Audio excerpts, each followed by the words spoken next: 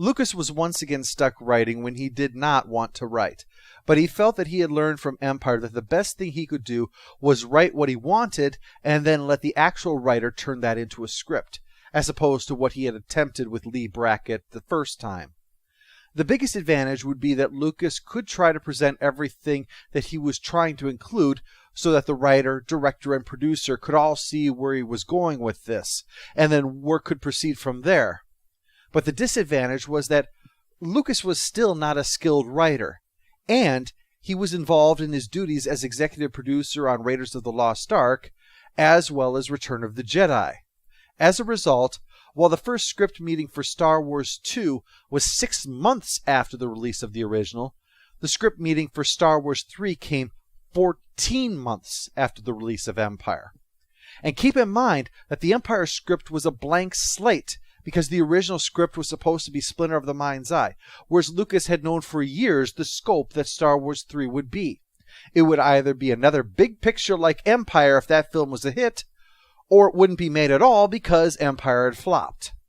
So while it was good in theory to have Lucas write the first draft, it assumed a level of commitment that Lucas was not able to provide, hence why they were building lava fields in London that they didn't need.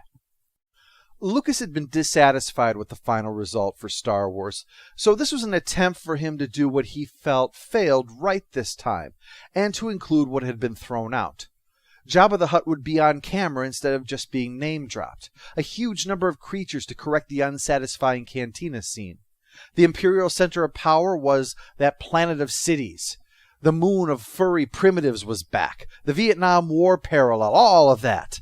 It served as a starting point for Lucas even as he tried to decide what to do with each of the characters. He hammered away at it, using designs by members of the ILM team to help out. It was a two-way process.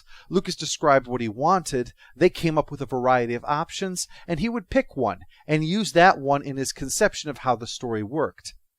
Eventually it was done and ready to turn over to the writer, but with so much time already elapsed, he needed somebody that he could rely on to do this right the first time. If they were the wrong fit, if they just didn't understand how a Star Wars film should be written, they could lose months, meaning even more money lost. It was obvious that the only person that could save Star Wars 3 was Lawrence Kasdan, the writer of Empire Strikes Back and Raiders of the Lost Ark. There was just one problem. He had retired from writing. No more scripts for other people's movies. He wanted to be the one in the director's chair from now on. But thanks to a little deal they had put together, there was a chance that Lucas could persuade him to make an exception here. Kasdan had been writing a film called Body Heat, a kind of noir erotic thriller that would actually launch the career of Kathleen Turner, but obviously would have to be made first. Kasdan approached Alan Ladd Jr. at 20th Century Fox during the work on Empire and said he wanted to direct the film as well as write it. And Ladd said that it sounded good.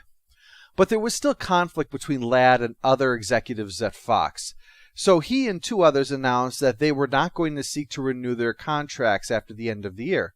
And Fox decided to push them instead of waiting for them to jump, so they fired them early. The trio formed the Ladd Company, and when Kasdan found out that Fox was no longer interested in his deal, he went to the Ladd Company to ask if they wanted to make Body Heat for him instead. Ladd wanted to make it, but things were a bit different than they were over at Fox, so he said he needed a director to sponsor Kasdan. Kasdan approached George Lucas, who of course was quite happy with all that Kasdan had done in making Lucasfilm what it was, and offered not only to sponsor him, but to serve as executive producer, and said that if Kasdan went over budget, it would come out of Lucas's own salary.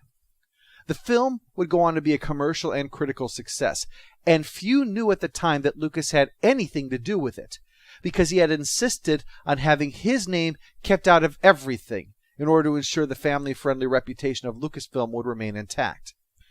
So if it had not been for Lucas behind the scenes quietly helping him out, Kasdan's directorial career might never have gotten off the ground. So even though Kasdan had retired from writing to focus on his directing, when Lucas came looking for someone to help with Star Wars 3, Kasdan felt it was the least he could do. Previously I'd mentioned the accusation that Lucas would surround himself with yes men. While this is commonly heard, it is a bit inaccurate. Lucas didn't want to be told everything he said and did was right. Well, he probably did, just like we would all like to think our every decision was perfect. But Lucas wanted people who would offer intelligent challenges. This was part of what had made the original film a success. His peers and his wife were his harshest critics. And he listened, reflected on what they said, and weighed whether or not to make the suggested changes. Lucas wanted people willing to do that. He wanted people to help him make the best decision, but once he'd made it, they needed to fall into line. On the one hand, he's in charge, so that is a given. On the other, well, this is what led to the conflict during Empire. Lucas would make decisions from thousands of miles away to do things that Gary Kurtz felt knowingly made the film worse, and he didn't want to be a party to that. So Kasdan was very much what Lucas wanted. On the one hand, Kasdan was not above belittling George's ideas, even to the point of heatedly arguing how terrible they were. And yet, when all was said and done, Kasdan would write a script on what Lucas wanted. Sometimes Lucas changed his mind, sometimes he didn't, but either way, that was what went into the script. Lucas's script was technically a first draft, but it was so poorly done and full of problems that it wasn't even a rough draft, just a very long list of ideas to try to get across what he was thinking. Whole pages were blank because he figured somebody else should come along and fill them up with actual words.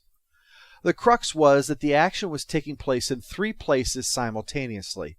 Activity involving Vader and the Emperor on the Imperial capital world called Had Abaddon, Luke and company working on rescuing Han from Jabba the Hutt, and Leia leading a rebel infiltration force on the moon of Had Abaddon in an attempt to thwart the Emperor's plan to build 2 Death Stars, both under construction in orbit.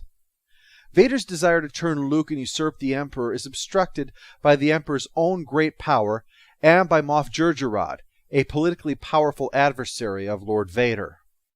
What does come across in Lucas's version that is perhaps less clear in the film is that being brought to the Sarlacc pit was actually Luke's plan, because he knew that trying to fight his way out of Jabba's palace was going to be impossible even for a Jedi. Being brought there as a prisoner was the only way he could get Han out alive, and escaping there would be simple by comparison. In the script, the droids rig up the self-destruct on the barge, causing it to crash and toss Jabba and his minions right into the maw of the Sarlacc. But after that victory, Luke has a dream where he talks with Vader, Ben, and Yoda, actual communication through the Force, and Yoda says that Leia's attack will fail, thwarting the rebel attack and putting her in danger, thus prompting their trip to the moon. Luke is eventually captured and brought to the Emperor's lair deep beneath the surface of Had Abaddon, where lava flows. You see where the confusion came in. Numerous ideas were explored, from having the 2 spiritual Jedi shield Luke from the Emperor's power, to Ben Kenobi remanifesting in a corporeal form in order to aid Luke. In any case, the ending was always the same, with both Vader and the Emperor perishing. This was where the conflict between Lucas and Kasdan really came in at the story meeting. The first thing that Kasdan did was convince him that 2 Death Stars were excessive, and after that it was a question of whether the action should be around the Death Star or Had Abaddon. Having both there didn't seem to really work. The idea was that the Death Star created a ticking clock for the rebellion. They have to attack before they're finished with it or there's no hope. So this is the live or die moment for the rebels. But it was also to end with the destruction of Had Abaddon, to symbolize the end of the Empire itself. It was good in theory, but was too complicated to pull off in practice, even the idea of using the Death Star to destroy Had Abaddon. Lucas felt that losing the planet and keeping the Death Star was the right move. Its destruction would once again symbolize the destruction of the might of the Empire. But Kasdan argued that was the problem, the again in there. We've already seen that. We've already done that. Had Abaddon was something new. For a while, Lucas was won over, but mulling it over, he decided that the Death Star was the better option. And the reason was the Ewoks. He couldn't figure out a way to do the Had Abaddon material with them in there as well. But he could do it if he had the Death Star.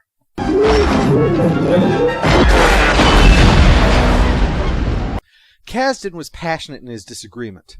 Kazanjian, who was an effective facilitator in all of this, it must be admitted, asking them to consider what the film would be if there were no Ewoks, to see if removing them made things better or worse. Lucas saw a big hole in the middle of the story, but Kasdan saw an opportunity to bring the focus back to Luke. The climax of Empire was about him and his father. This is a film about him. Even the title says it's about the Jedi avenging themselves through him. He even suggested the radical idea that Luke would not only vanquish the Emperor, but usurp him. Not as a villain, but simply by his action to now have the Emperor's power. This would effectively allow him to undo what the Emperor had done.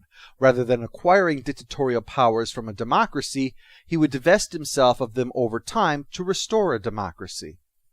But Lucas hated all of this and didn't want to lose his Ewoks, and Kasdan hated the idea of the Death Star, with the Emperor on board dying a death that would have no impact on events. The confrontation for the soul of Luke Skywalker was ultimately immaterial.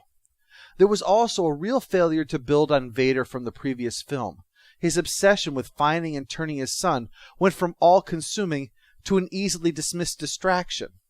Not to mention that Han and Leia weren't given much of a chance to interact in the wake of their open admission of their feelings. Kasdan was given a chance to write a scene on the Falcon for them, but it would only go in the script if Lucas liked it. One point they could all get on board with was the confrontation with Jabba. Together they fleshed out the escape to add layers to it. That Luke's plan was that for each stage of his plan to have a chance to free Han. But if they all failed, it would put them all in position for the final plan over the Sarlacc. Kasdan felt that Richard Marquand's idea of Leia disguised as Boushh was actually very Shakespearean, and further suggested that Leia herself then be the one to kill Jabba. He also solved Lucas's problem with the lightsaber. Lucas lamented that people would think Luke having a new lightsaber was an error, him having his old one that he lost somehow, and it would take them out of the moment even if it was mentioned later on.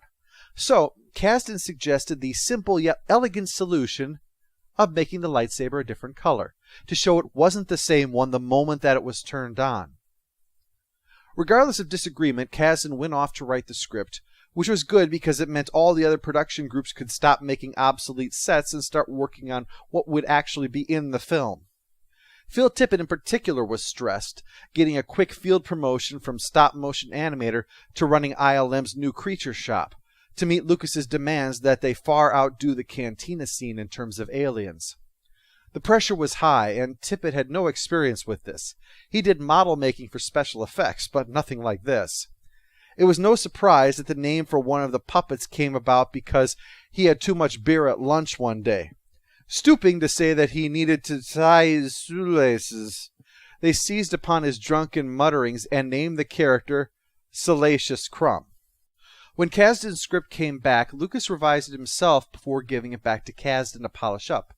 Lucas had included things that he had worked out with ILM storyboard teams and further concept art developments. But one familiar face would not see this through to the end. Ralph McQuarrie. McQuarrie had been getting more and more disheartened with the way things had gone, though not because of mismanagement or anything like that, just that he wasn't a fit for what Lucasfilm and ILM had become. He was old enough to be the father of most of his co-workers, so there was that gap. But also, there was the issue of his fame, thanks to the triumph of the original film.